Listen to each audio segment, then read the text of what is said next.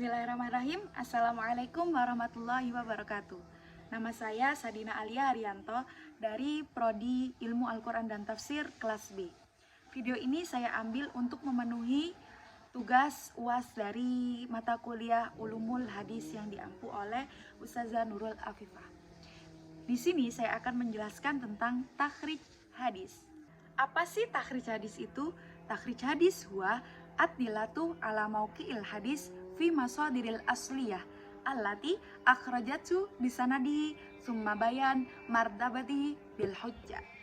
Jadi, takhrij hadis adalah mengeluarkan suatu hadis atau mencarinya di kitab-kitab primer atau kitab-kitab yang asli, yang mukharijnya sanadnya itu bersambung kepada sanad yang lain sampai ke Nabi Muhammad. Kemudian dijelaskan statusnya tersebut dengan hujjah. Saya akan menjelaskan sedikit tentang masadiril asliyah atau sumber-sumber primer hadis. Jadi, kitab yang disebut sebagai sumber-sumber primer hadis itu yang dimaksud adalah penulis dari kitab tersebut itu menjadi perawi terakhir hadis yang sanadnya itu bersambung sampai kepada mereka, seperti itu. Dan contoh-contoh masadiril asliyah itu seperti Kutubus Sittah, yakni Sahih Bukhari, Sahih Muslim, Musnad Ahmad, dan lain-lain sebagainya. Kemudian kita itu tidak bisa melakukan takhrij hadis yang jika kita mencari hadis-hadis di luar dari masadiril asliyah. Contohnya jika kita ingin mentakhrij hadis di kitab Bulughul Maram atau Riyadhus Shalihin, itu tidak bisa karena penulis tersebut hanya mengutip, tidak merawikan hadis yang ada di dalamnya. Tujuan dari takhrij hadis ialah meneliti apakah hadis yang kita takhrij itu otentik atau tidak dan apakah dia benar-benar berasal dari Nabi. Sejarah takhrij hadis. Ketika Khalifah Utsman terbunuh, kemudian terjadilah pertikaian antara Muawiyah dan Sayyidina Ali. Dan pada masa itu muncullah banyak hadis-hadis palsu dengan alasan politik yang mendukung Ali. Mereka ini mengeluarkan hadis tentang Sayyidina Ali yang lebih berhak memimpin. Begitu pula sebaliknya. Oleh karena itu, perlu diadakan kajian tentang rijalul hadis. Adapun metode-metode yang harus dilakukan ketika mentakhrij hadis. Yang pertama, mengetahui potongan awal matan seperti innamal a'malu binniyah. Kemudian kita cek di kitab-kitab mana sajakah termuat hadis tersebut. Kemudian yang kedua, mencari nama sahabat yang meriwayatkan pertama kali, seperti Utsman bin Affan atau Umar bin Khattab, kemudian Aisyah dan lain sebagainya. Kemudian yang ketiga, mengambil tema hadis, seperti tema fikih, akidah, akhlak dan lain sebagainya. Kemudian yang terakhir, menentukan hadis tersebut mutawatir atau tidak. Saya berupaya untuk mentakhrij hadis. Ada beberapa langkah dalam mentakhrij hadis. Salah satunya ialah mencari rijalul hadis.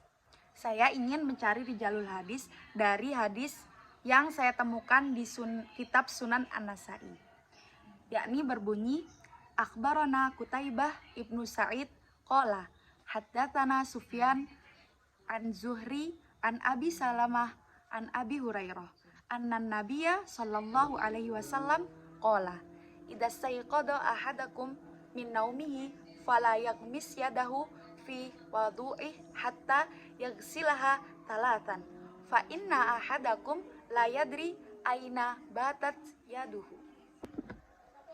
Kemudian langkah pertama yang harus diambil ialah mencari siapakah perawi pertama, dan perawi pertama dalam hadis yang telah saya bacakan ialah Abu Hurairah.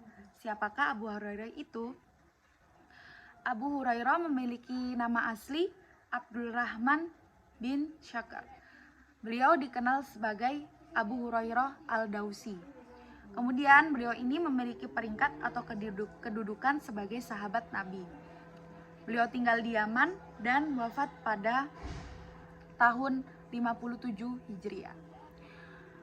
Beliau memiliki salah satu murid yang bernama Abi Salamah, dan Abi Salamah ini menjadi perawi kedua dalam hadis yang telah saya bacakan tadi.